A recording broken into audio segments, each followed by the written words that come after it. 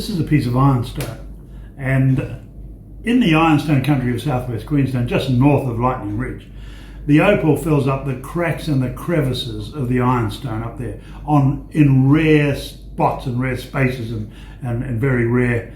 And of course, there could be a lot more, but we don't know where it is. You can't just x-ray the ground to find it. You've got to open it up. You've got to dig it up. And then you've got to break up the ironstone, and you won't start breaking it up unless you see a bit of evidence of opal. And so it hides away very, very successfully. In fact, you know, it's the privilege of the king to hide a matter, but it's the privilege of his servants to search a matter out. And I think God does that. He hides it in the ground so we can go look for it. And when we get it, it's that much more satisfying to have found this amazing colour that sits in the ironstone, in between the cracks and the crevices of the ironstone country of southwest Queensland. Frankly, I think it forms in there like a yolk inside of an egg, and that's God's doing. It's just something exceptionally special, and Boulder Opal is. In fact, probably it's the one that will run out before every other kind of opal.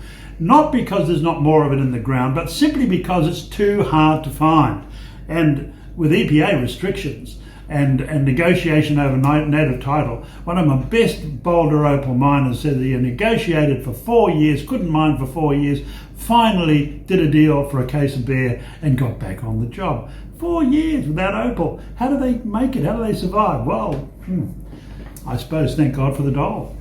As we thank God for government assistance too. We live in the lucky country, and Boulder Opal is the lucky gemstone. If you can find it, it's really, really something special. And of course it's got ironstone on the back, so it's as hard as iron and as beautiful as any gemstone you will ever find.